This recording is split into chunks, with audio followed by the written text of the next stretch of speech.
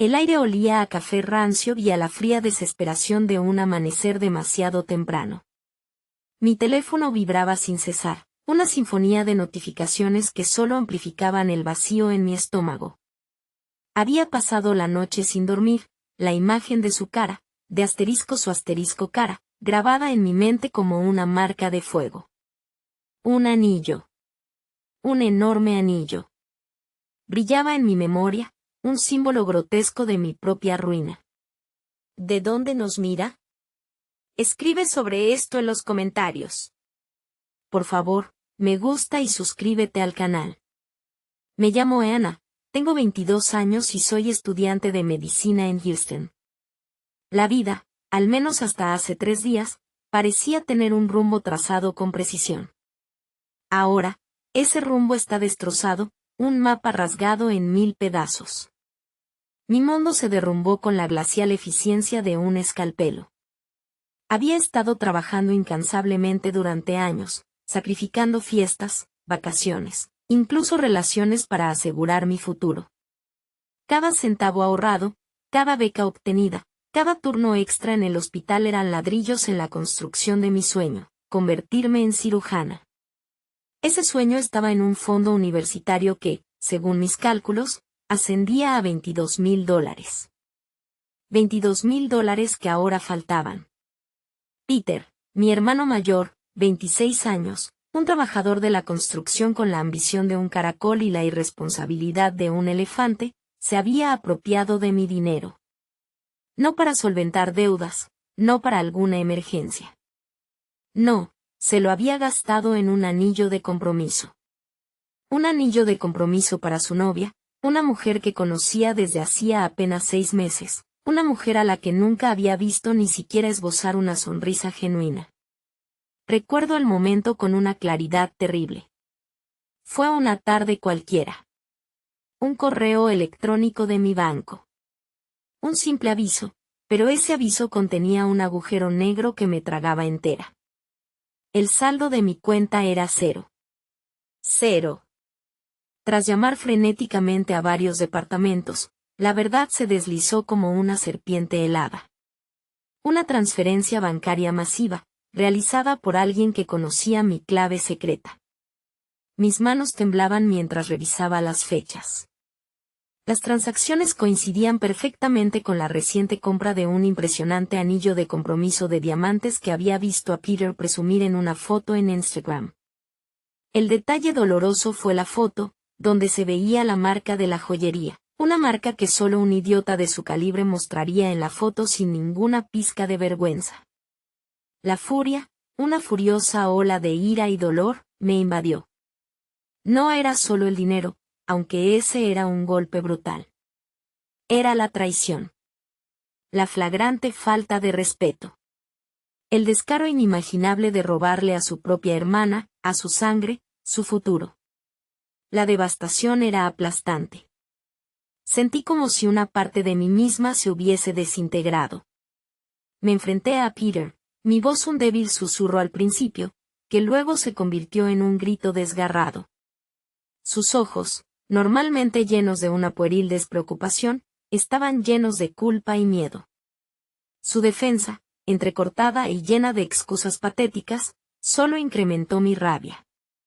Habló de amor, de compromiso, de la necesidad de impresionarla. Su amor, sin embargo, se sentía como una bofetada en la cara. Había considerado, por un momento fugaz, dejarlo pasar. Apretar los dientes, olvidarlo, y empezar de cero. Pero la idea de renunciar a mi sueño, al fruto de tanto sacrificio, me llenó de una rabia fría y calculadora. No podía permitirlo. No me lo permitiría. Decidí llevarlo a la corte. La idea me daba miedo, la perspectiva de enfrentarme a mi familia, a mi hermano, en un tribunal de justicia, me aterraba. Pero el miedo a perder todo, a ver desvanecido mi futuro, era mayor. La experiencia fue humillante, agotadora, y profundamente dolorosa. La tensión familiar se volvió palpable, cortante como una hoja de afeitar. Mamá, intentando mantenerse neutral, estaba desgarrada. Papá, en su silencio habitual, parecía resignado al inevitable caos. Mis lágrimas fueron testigo de la fría realidad de la justicia. Tuve que describir, con pelos y señales, el robo, las horas de trabajo que había sacrificado, la inversión de años de estudio. Tuve que confrontar a Peter, escuchar sus disculpas vacías. El juicio duró 2 largos meses. El juez, tras escuchar ambos lados de la historia, se puso del lado de la justicia, dictando una sentencia que, aunque dolorosa, fue justa. Peter tuvo que pagar la totalidad de los $22,000, más intereses y costos legales. El karma, inexorable y despiadado, lo había alcanzado. No voy a mentir, el proceso fue extenuante y doloroso. Pero también fue liberador. Me di cuenta que mi propia fortaleza, mi persistencia y la valentía que me había obligado a mostrar, me permitieron crecer. La experiencia me enseñó el verdadero significado del respeto propio, la importancia de defenderse a sí mismo y la irreemplazable necesidad de la justicia. Perdí una considerable suma de dinero, pero recuperé mucho más, la fe en mí misma, en mi capacidad de luchar por lo que es mío, y la certeza de que la injusticia no siempre quedará impune. Mi sueño de ser cirujana sigue intacto, y ahora, lo valoro aún más. El fallo del juez resonó en la sala como un golpe de martillo sobre un yunque. $22,000, más los intereses y los costos legales. Una cifra que se elevaba como un monumento a la injusticia y a la posterior reparación. Peter, pálido y con la mirada gacha, parecía encogerse bajo el peso de la sentencia. En ese instante, un mar de emociones me inundó, alivio, justicia, pero también una profunda tristeza. La victoria sabía a ceniza. Al salir del juzgado, el sol de Houston caía con una intensidad implacable. El aire, antes denso de tensión, ahora parecía más ligero, pero la verdad es que mi corazón aún latía con fuerza. Mamá me abrazó con fuerza, sus lágrimas mezcladas con las mías. No dijo nada, pero sus manos temblorosas y su silencio elocuente expresaban más que 1000 palabras. Papá, por su parte, solo asintió con la cabeza, un gesto seco que, sin embargo, sentí como un apoyo silencioso. La tensión familiar, sin embargo, no se disipó con la sentencia. De hecho, se agudizó. Peter se refugió en el silencio, en una autoimpuesta reclusión que solo alimentaba la brecha entre nosotros. Su novia, aquella mujer por la que había sacrificado mi futuro, evitaba mi mirada, una mezcla de culpa y remordimiento dibujada en sus rasgos. Su silencio era, en su propia forma, una condena. Las semanas que siguieron fueron un lento proceso de reconstrucción. Tuve que volver a solicitar becas, a buscar trabajos adicionales, a reorganizar mi vida financiera, ahora llena de deudas. Fue agotador, desmoralizante en algunos momentos. Había días en que la desilusión me abrumaba y la idea de volver a empezar desde cero parecía una montaña insalvable. Pero el apoyo de mis amigos fue un bálsamo en medio de la tormenta. Mis compañeros de clase, conscientes de mi situación, me ayudaron con mis estudios, compartiendo apuntes, ofreciendo apoyo moral. Una de mis mejores amigas, Seba, una chica con una energía desbordante y un corazón enorme, se convirtió en mi roca, en mi confidente, en mi ancla. Sus palabras de aliento, sus bromas ingeniosas, sus simples abrazos me salvaron de caer en la desesperación. Empecé a ver terapia. No era algo que hubiera considerado antes, pero comprendí que necesitaba procesar todo lo ocurrido, superar el trauma, y aprender a lidiar con las emociones que me habían asaltado durante meses. La terapia me ayudó a entender la profundidad de la traición, a aceptar mi dolor, y a reconciliarme con la realidad de mi propia vulnerabilidad. Aprendí a reconocer mis límites y a establecerlos con firmeza, evitando caer en las dinámicas tóxicas que me habían herido. Con el tiempo, la ira que me consumía empezó a desvanecerse, dejando espacio a una profunda tristeza. No por la pérdida del dinero, sino por la pérdida de la confianza en mi hermano. La relación entre nosotros estaba fracturada, irremediablemente rota. Había un abismo de desconfianza que se extendía entre nosotros, una herida que sanaría con el tiempo, si es que alguna vez sanaba. La idea de una reconciliación plena parecía, por el momento, un sueño lejano. Mientras tanto, mi vida seguía adelante. Seguí asistiendo a mis clases, estudiando con dedicación, superando cada obstáculo con la misma determinación que me había llevado a la corte. Encontré nuevos trabajos, nuevas formas de conseguir dinero, siempre con la idea clara de que mi futuro estaba en mis manos. Empecé a disfrutar de pequeñas cosas, a apreciar la belleza de la rutina, la satisfacción del trabajo bien hecho. Empecé a reconstruirme, ladrillo por ladrillo, como un castillo de naipes reconstruido con nueva energía. El proceso fue lento, doloroso, a veces frustrante. Pero había algo fundamental que no había cambiado. Mi ambición, mi deseo de convertirme en cirujana, mi pasión por la medicina. Y ese fuego interior, avivado por las brasas de la adversidad, me impulsaba hacia adelante. El fallo del juez no fue solo una sentencia contra mi hermano, fue un punto de partida para mí. Un punto de partida para el aprendizaje, para la reconstrucción, para el crecimiento. Un punto de partida para el florecimiento. Pasaron 6 meses desde el juicio, 6 meses de trabajo duro y de constante crecimiento. Había encontrado un nuevo equilibrio, una nueva paz. Pero la historia, como la vida misma, es un río sinuoso, impredecible en su fluir. Y los recodos que tenía preparados para mí en los meses siguientes, ni siquiera lo imaginaba. Un día, mientras revisaba mi correo electrónico, me encontré con un mensaje que me dejó helada. Era una notificación de la universidad, informándome de una nueva oportunidad, un programa de intercambio en un hospital de vanguardia en Londres. Una oportunidad única, un programa altamente competitivo, con una beca completa que cubría todos los gastos. Mi corazón dio un vuelco. Era la oportunidad perfecta para impulsar mi carrera, para adquirir una experiencia invaluable. Pero la duda me carcomía. ¿Era justo aceptar algo tan maravilloso después de todo lo que había pasado? Después de la traición de mi hermano, después de la lucha, después del sacrificio. La idea de dejar atrás a mi familia, a mis amigos, a la vida que estaba reconstruyendo, me producía un nudo en el estómago. Pero la perspectiva de este programa, de la experiencia única que me ofrecía, era demasiado tentadora como para ignorarla.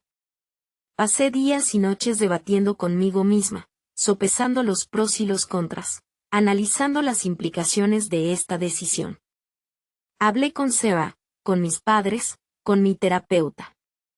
Sus opiniones fueron variadas, pero todas se basaban en un mismo principio, la necesidad de que yo siguiera adelante con mi vida. Mis padres, aunque todavía marcados por el incidente con Peter, estaban orgullosos de mi progreso y me apoyaron en mi decisión. Sara, con su enérgico optimismo, me animó a lanzarme a la aventura. Mi terapeuta, tras escuchar mis dudas y miedos, me ayudó a visualizar la posibilidad de un futuro prometedor en Londres, un futuro en el que podría construir una vida plena y exitosa, independiente de los errores del pasado. Finalmente, tomé la decisión. La solicitud fue enviada, con la mezcla de esperanza y temor que solo se puede experimentar cuando se está a punto de dar un salto al vacío. Las semanas siguientes fueron un torbellino de preparativos, papeleo interminable, entrevistas con los responsables del programa, despedidas conmovedoras. La sensación de estar dejando atrás una parte de mi vida, aunque dolorosa, también era emocionante. Era el cierre de un capítulo y el inicio de otro. Mi partida a Londres fue una mezcla de alegría y melancolía. El vuelo fue largo, pero el paisaje que se extendía bajo mis alas me embargaba de una sensación de libertad desconocida. Londres me recibió con su típica niebla fría y su caos organizado, una ciudad bulliciosa y vibrante que contrastaba profundamente con la tranquilidad de Houston. Al llegar al hospital, me recibió un equipo cálido y profesional, deseoso de integrarme a su grupo. Los primeros meses fueron un torbellino de trabajo, estudio y adaptación. La experiencia era fascinante, enriquecedora. Aprendí nuevas técnicas, conocí a médicos brillantes, y me empapé de una cultura diferente. Pero a pesar de la intensidad de mi nuevo entorno, la sombra de mi pasado se cernía sobre mí. En ocasiones, la nostalgia me asaltaba con fuerza, y extrañaba a mis seres queridos, a la familiaridad de mi vida anterior. Sin embargo, mi decisión me había dado algo más que experiencia profesional. Me había dado la posibilidad de crecer, de madurar, de encontrarme a mí misma. El Londres frío y lluvioso fue el escenario perfecto para la introspección, el espacio donde pude procesar mis emociones y reconstruir mi autoestima. La distancia física de mi familia me ayudó a distanciarme emocionalmente de los eventos del pasado, a verlos desde una perspectiva nueva, más objetiva. Un día, mientras navegaba por las redes sociales, vi una noticia que me dejó perpleja. Un breve titular, una fotografía borrosa, una historia que resonaba con una familiaridad inquietante. Peter, mi hermano, había sido arrestado. No por un delito menor, no por una simple infracción. Por fraude. Una investigación a gran escala, un fraude millonario que involucraba a una empresa de construcción, y su novia. La información era fragmentaria, los detalles aún no estaban claros.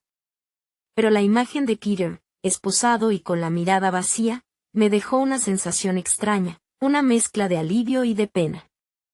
Alivio porque la justicia, de alguna manera, estaba haciendo su trabajo, castigando su irresponsabilidad y su codicia. Pena porque la magnitud de sus actos era abrumadora, y porque la brecha entre nosotros se había ensanchado aún más. Era una herida que, esta vez, parecía incurable. La noticia, sin embargo, no eclipsó la satisfacción de mi propio progreso.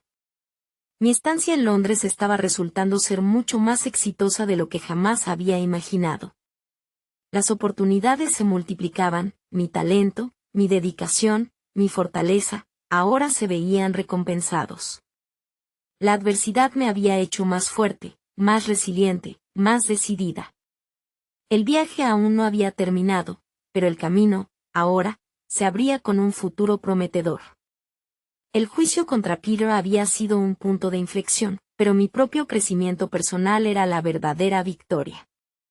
La verdad es que el futuro, aunque parezca escrito con tinta indeleble, todavía es un lienzo en blanco, listo para que lo pintemos con las decisiones que tomamos cada día. La sentencia de Peter fue, de alguna manera, un cierre, pero también un nuevo comienzo. El comienzo de un futuro que se construye sobre las bases de la fortaleza, la resiliencia, y la confianza en uno mismo. Un futuro que yo misma estaba pintando, pincelada a pincelada, con el color de la esperanza. Los meses en Londres pasaron como un susurro. El trabajo en el hospital era exigente, pero tremendamente gratificante. Me sumergí en la investigación, en la práctica, en el aprendizaje continuo. La ciudad, inicialmente fría e impersonal, se fue convirtiendo en mi hogar. Encontré amigos, compañeros de trabajo que se convirtieron en mi familia adoptiva, que compartían mi pasión por la medicina y mi amor por la vida. Las noches en Londres eran diferentes a las de Houston, más silenciosas, más introspectivas, pero igualmente llenas de vida. Había un ritmo diferente, un encanto peculiar, una atmósfera que te invitaba a la contemplación y al autodescubrimiento. La distancia de mi familia, aunque a veces difícil, me permitió ver las cosas con mayor claridad.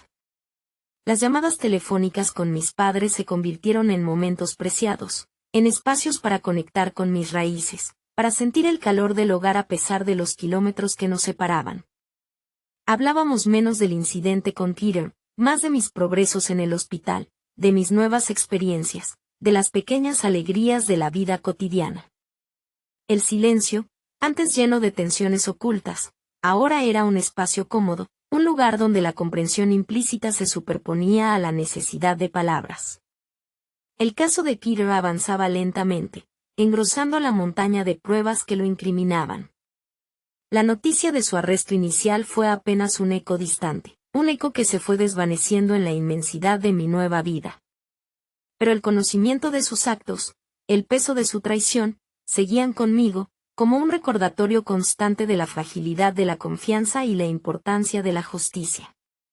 No albergaba rencor hacia él, pero tampoco sentía la necesidad de perdonarlo. El tiempo, en este caso, no sanaba todas las heridas. Algunas cicatrizan, dejando una marca indeleble en el alma. Mis avances profesionales fueron exponenciales.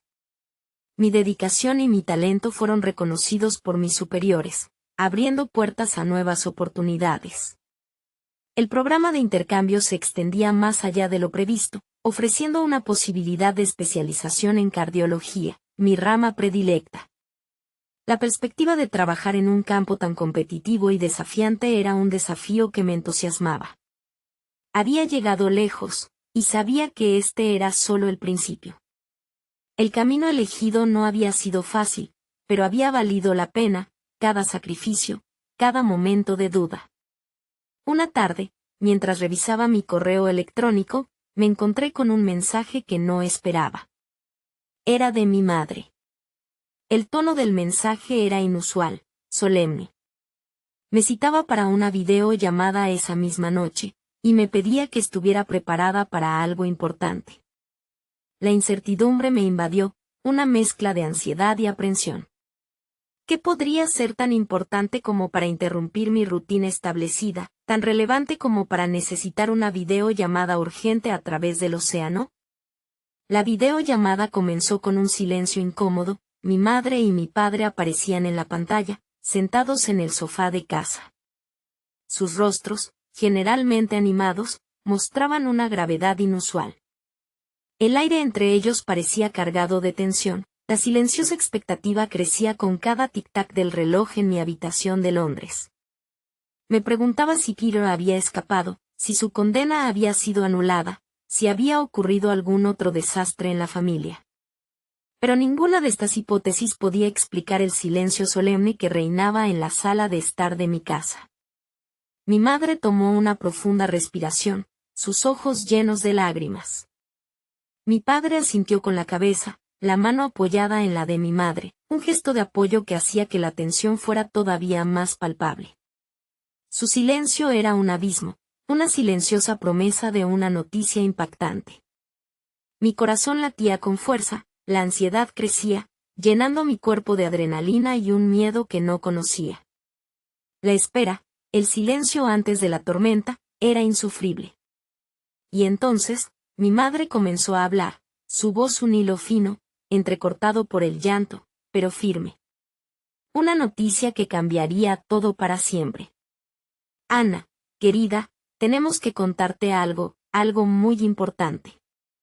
La voz de mi madre, normalmente llena de calidez y energía, era un susurro apenas audible, quebrado por sollozos contenidos. La imagen de sus manos temblorosas, la tensión en sus hombros, la mirada apagada de mi padre, todo contribuía a una atmósfera de tragedia silenciosa que me heló hasta los huesos. El aire en mi habitación de Londres se volvió pesado, denso, como si una mano invisible me estrujara el pecho. Esperé, conteniendo la respiración, mientras mi madre luchaba por encontrar las palabras adecuadas. El silencio entre nosotros se prolongó, un abismo insondable que parecía tragarse el tiempo. El reloj de mi habitación sonaba con una cruel regularidad, marcando cada segundo que transcurría en la agonizante espera. Sentí que el corazón se me salía del pecho, latiendo frenéticamente contra mis costillas. El pánico, frío y punzante, empezaba a apoderarse de mí. Finalmente, mi madre habló, su voz ahora un poco más firme, aunque aún temblorosa. Peter. Peter ha confesado. La palabra, tan simple, tan directa, cayó sobre mí como una losa de hielo. Ha confesado que no fue solo el dinero del fondo universitario.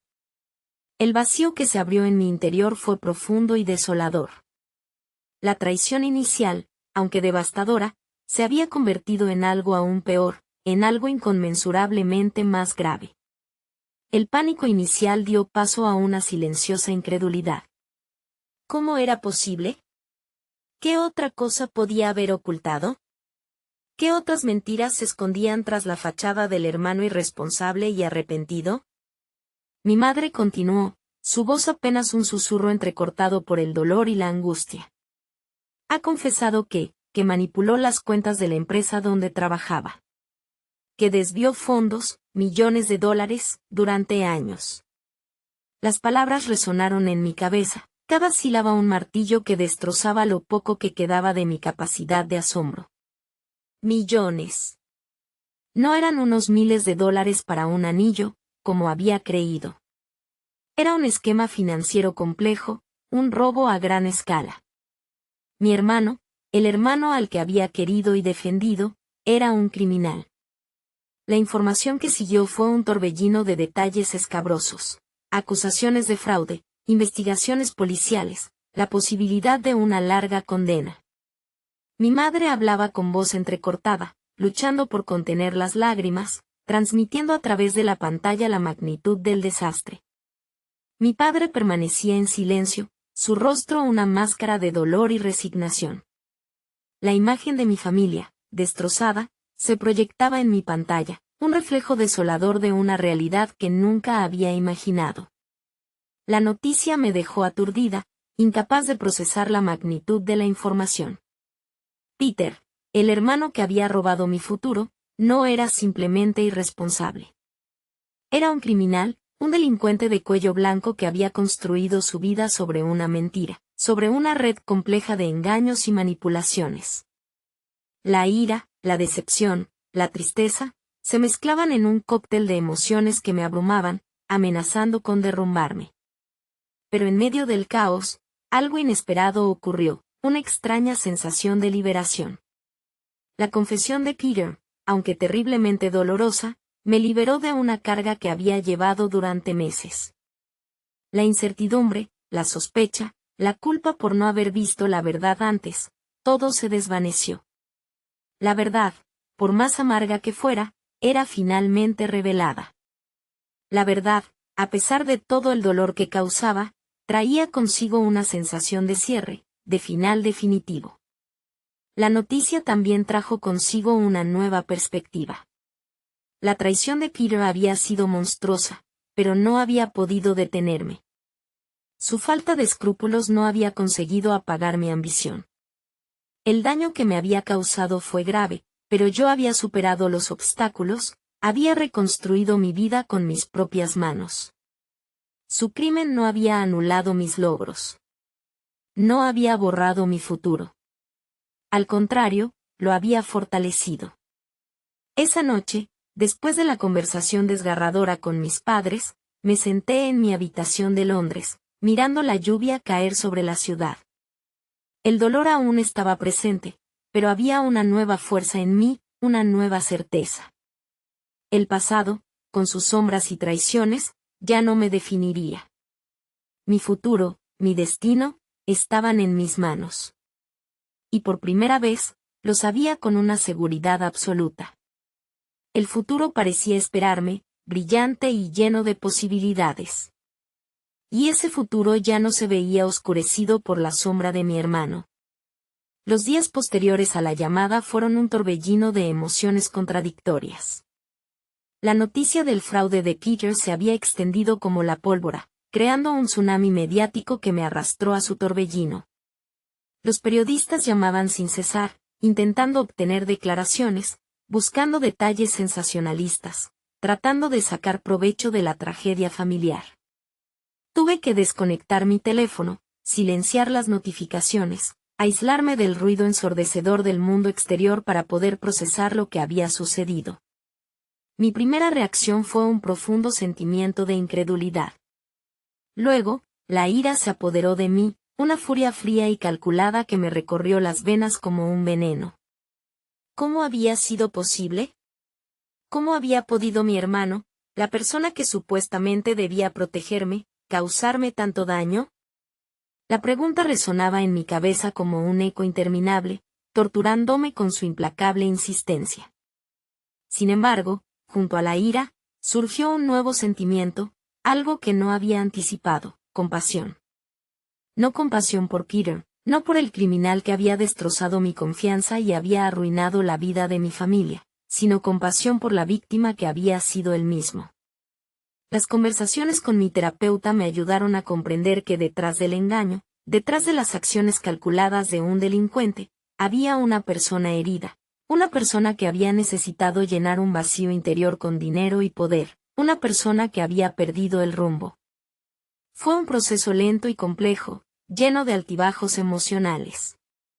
Hubo momentos de profunda tristeza, momentos en que la nostalgia por la familia que había perdido me abrumaba. Pero también hubo momentos de claridad, momentos en que la comprensión de las circunstancias me ayudaba a aceptar el pasado y a mirar hacia el futuro. Entendí que el dolor, aunque inevitable, no me definiría. Aprendí a diferenciar entre la compasión y el perdón, entre la aceptación y la reconciliación. La investigación policial avanzó rápidamente, revelando la magnitud del fraude de Peter y la participación de su novia.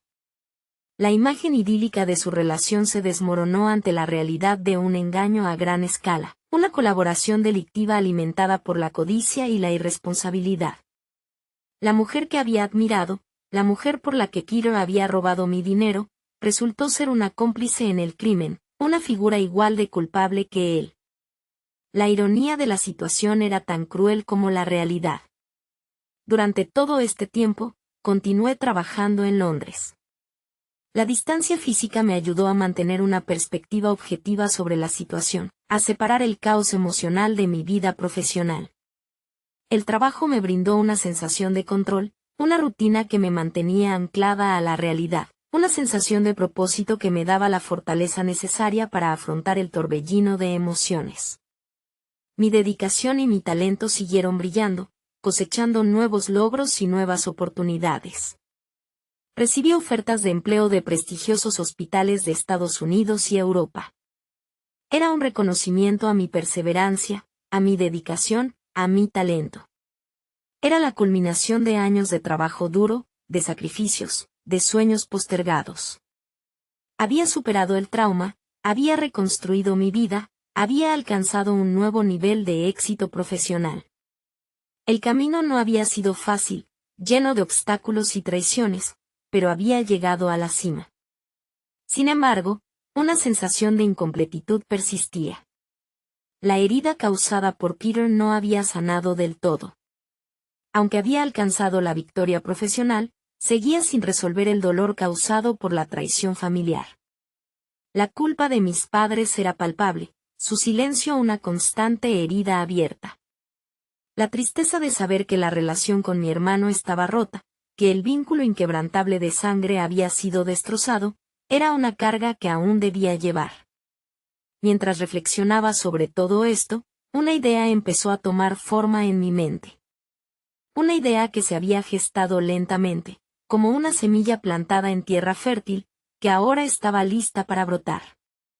Una idea que me permitiría cerrar definitivamente el capítulo del pasado y empezar un nuevo futuro, no solo para mí, sino también para mi familia. Una idea que, aunque arriesgada, tenía el potencial de restaurar lo que se había perdido, de recomponer lo que se había roto. El plan era atrevido, ambicioso, pero también necesario. La decisión era difícil, pero la necesitaba para poder finalmente dejar atrás todas las sombras que Peter había arrojado sobre mi vida y sobre la de mi familia.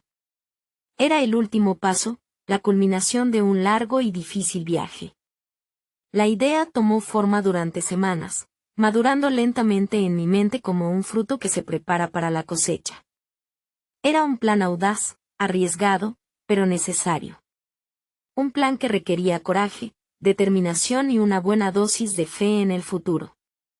Había pasado mucho tiempo considerando las diferentes opciones, analizando las posibles consecuencias, pero al final, solo una solución me parecía lo suficientemente justa y reparadora.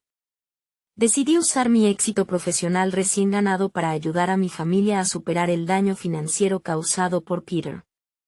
No se trataba de un simple acto de caridad, sino de una reparación justa, Un intento de cerrar el círculo vicioso de dolor y traición que había marcado nuestras vidas durante tanto tiempo.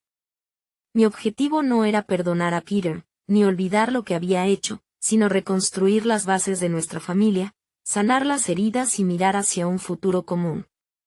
Mi plan consistía en crear una fundación benéfica que ofreciera apoyo financiero y legal a familias afectadas por fraudes y estafas financieras.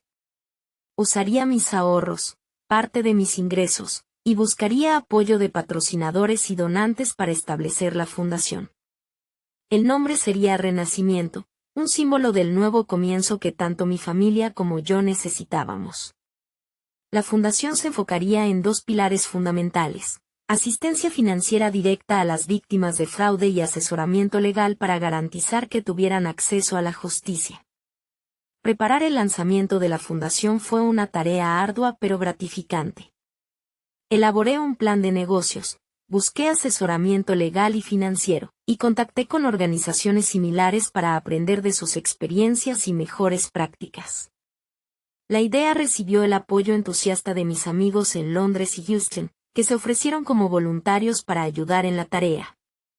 La tarea se convirtió en un proyecto colectivo, en un esfuerzo conjunto para crear algo positivo a partir del dolor y la adversidad. La creación de la Fundación Renacimiento fue un proceso agotador, pero la respuesta de la comunidad superó todas mis expectativas. La historia de la traición de mi hermano había conmovido a muchos, y la propuesta de la fundación generó un gran interés entre donantes individuales, empresas y organizaciones benéficas. Los medios de comunicación, que inicialmente se habían centrado en el aspecto sensacionalista de la historia, ahora mostraban un interés genuino en el trabajo de la fundación. El lanzamiento oficial de la Fundación Renacimiento se convirtió en un evento importante. La presentación contó con la presencia de víctimas de fraudes financieros, abogados especializados, representantes de organizaciones gubernamentales y un gran número de medios de comunicación. Mi discurso fue emotivo, honesto y lleno de esperanza. Hablé de mi experiencia personal, del dolor causado por la traición de mi hermano, pero también de la importancia de la perseverancia, de la fuerza del espíritu humano y de la necesidad de la justicia social. La Fundación Renacimiento se convirtió en un éxito, atendiendo a cientos de familias afectadas por fraudes financieros. Ofrecimos apoyo económico directo, proporcionando los fondos necesarios para cubrir deudas y necesidades básicas.